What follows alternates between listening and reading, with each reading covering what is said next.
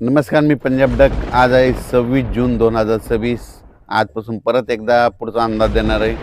राज्यातल्या सर्व शेतकऱ्याला सांगू इच्छितो की कालपर्यंत 26 म्हणजे 25पर्यंत राज्यामध्ये विविध भागामध्ये खूप पाऊस झाला. काही नद्या नाल्याला पूर आले. मुक्ताईनगर झालं, इकडं परभणी जिल्ह्यात, इकडं हिंगोली जिल्ह्यात औंढ्याकडं, इकडं अमरावतीकडं, अकोल्याकडं, बुलढाण्याकडं, घाटाच्या खाली बऱ्याच ठिकाणी पाऊस पडला आणि पूर देखील आले. आणि आता मग काही काही भाग त्याच्यामधून देखील वंचित राहिले आहेत. तर मग राज्यातल्या सर्व शेतकऱ्याला आणखीन एक अंदाज देणार आहे.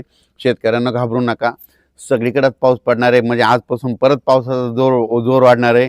26 पासून ते 1 तारखेपर्यंत दररोज अशा वेगवेगळ्या भागात चांगला पाऊस पडणार आहे. आज देखील पूर्व विदर्भ, पश्चिम विदर्भ, मराठवाडा, उत्तर महाराष्ट्र, कोकणपट्टी, खानदेश, घाटमाता, त्याच्यानंतर पश्चिम महाराष्ट्रामध्ये सगळीकडं वेगवेगळ्या भागात असा दुपारनंतर बऱ्याच ठिकाणी पाऊस देखील सुरुवात होणार आहे. सर्वदूर एकदाच येणार नाही, पण भाग बदलत बदलत सुरुवात होणार आहे. म्हणून हे अंदाज लक्षात घ्यायचा. असाच पाऊस काय होणार आहे म्हणजे 26, 27, 30, 31, 30 तारखेपर्यंत चांगला वेगवेगळ्या भागात पडणार आहे. म्हणून हा अंदाज लक्षात घ्यायचा. पण सर्वप्रथम आणखीन जुलैच्या पहिल्या आठवड्यात मात्र सगळ्यांसाठी एक सूचना, मुंबईकर, पुणे आणि उत्तर महाराष्ट्रातल्या शेतकऱ्याला सांगू इच्छितो की 2 जुलै ते 8 जुलैच्या दरम्यान मुंबईकडं मग काही ठिकाणी अतिवृष्टी होईल.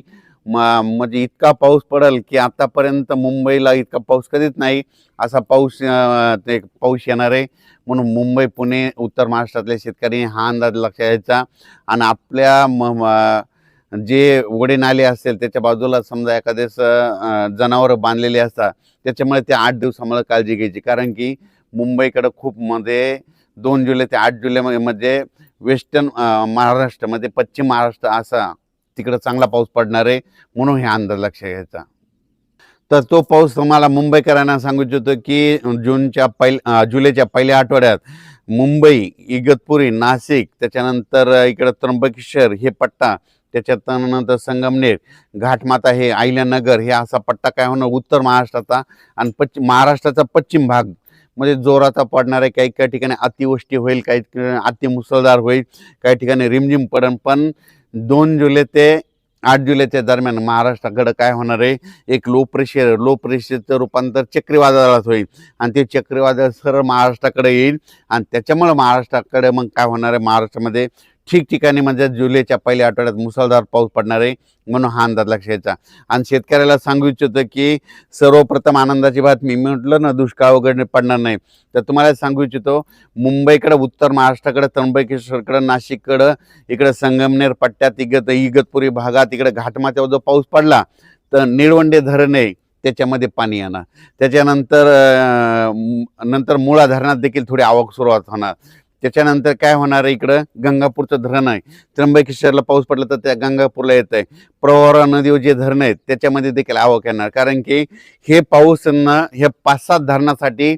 आणि त्याच्यानंतर तुम्हाला एक सांगू इच्छितो की नाशिककडे जे छोटे छोटे 2 TMC, 4 TMC, 5 TMC, 11 TMCचे, काही 15 TMC, 22 TMCचे जे छोटे छोटे धरणे आहेत, ह्या पावसात मात्र ते चांगले तुडुंब भरून जातील. म्हणून हा अंदाज लक्षात द्यायचा. कारण ते पाऊस येणारच आहे. कारण की जुलैच्या पहिल्या आठवड्यात पश्चिम मुंबईकडं, उत्तर महाराष्ट्राकडे चांगला पाऊस पडणार आहे. त्याच्यामुळे त्या धरणामध्ये आवक येणार आहे. आणि शेतकऱ्यासाठी ही सर्वप्रथम आनंदाची बातमी. तर जुलैच्या पहिल्या आठवड्यात, आता तर हे पाऊस पडणार ते 30 जूनपर्यंत, पण जुलैच्या पहिल्या आठवड्यात मुंबई, त्र्यंबकेश्वर, नाशिक, त्याच्यानंतर अहिल्यानगर, संभाजीनगर, संगमनेर पट्टा, घाटमाता, पुणे ह्या परिसरात मुसळधार पाऊस पडणार आहे. त्याच्यामुळं हे तिकडला प्रश्न मिटल. पण त्याच्यानंतर काय झालं, पश्चिम महाराष्ट्रामध्ये सोलापूर जिल्हा, सांगली जिल्हा, त्याच्यानंतर साताराच्या इकडला पूर्वेकडील भाग, बऱ्याच शेतकऱ्याचे फोन आले. कोल्हापूर, सांगली, आटपाडी, त्याच्यानंतर दाळिंबपट्टा, कासेगावमध्ये द्राक्षपट्टा, त्या भागात काय झालं, शेतकऱ्याचे फोन आले होते. पण काल कासेगावला सुद्धा पाऊस सुरू झाला, पंढरपूरला देखील पाऊस झाला.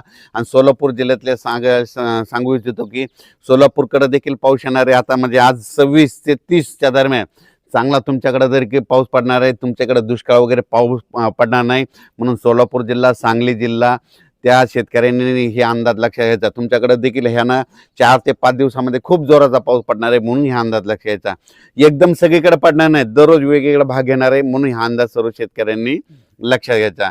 त्याच्यानंतर मराठवाड्याकडं बीड जिल्हा, लातूर जिल्हा, परभणी जिल्हा, जालना जिल्हा, संभाजीनगर, संभाजीनगर, नांदेड जिल्हा, हिंगोली जिल्हा आजपासून म्हणजे आज 26 ते 30च्या दरम्यान चांगला पाऊस पडणार आहे. पण जुलैच्या पहिल्या आठवड्यात देखील चांगला पाऊस पडणार आहे. म्हणून ह्या मराठवाड्यातल्या शेतकऱ्यांनी घाबरून जाऊ नये. ज्या भागात आणखीन थोडीफार गावं वंचित राहायची असतील, आज देखील त्या भागात पाऊस पडणार, तुमच्या देखील पेरण्या होतील. म्हणून हे देखील सर्व शेतकऱ्यांना लक्षात.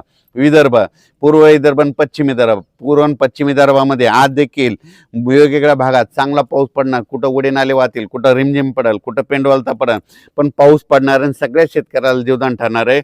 हे म्हणजे 30 जूनपर्यंत असाच विदर्भात 6 आणि 5 11 जिल्ह्यामध्ये दररोज वेगवेगळ्या भागात पाऊस पडणार आहे. सगळीकडे एकदम पडणार नाही.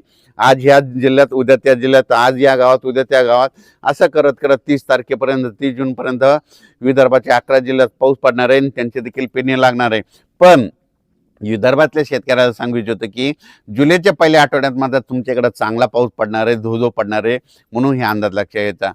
त्याच्यानंतर सगळ्यात खास करून परत एकदा मुंबईकरांना एकदा सांगू इच्छितो, मुंबईच्या जनतेला, पुण्याच्या जनतेला, इकडं अहिल्यानगर, उत्तर महाराष्ट्र, त्र्यंबकेश्वर, नाशिक, त्यांना सांगू इच्छितो की मुंबईकडे काय होणार आहे की 2 जुलै 1 जुलै ते 8 जुलैच्या दरम्यान मुंबईकडे माझा तरी अंदाज आहे त्या 7 ते 8 दिवसामध्ये 1000 मिलीमीटरपेक्षा वर पाऊस पडेल. मध्ये किती 1000 मिलीमीटरच्या बोरीमध्ये 1100-1200 मिलीमीटर पाऊस 1 जुलै ते 7 जुलैच्या दरम्यान मुंबईमध्ये, म्हणजे संपूर्ण मुंबईमध्ये जवळपास 1000 ते 1100 मिलीमीटर पाऊस पडेल. काही ठिकाणी काही दिवशी 150 मिलीमीटर पडेल, काही दिवशी 180 पडेल, कुठं 100 मिलीमीटर पडेल एका दिवशी.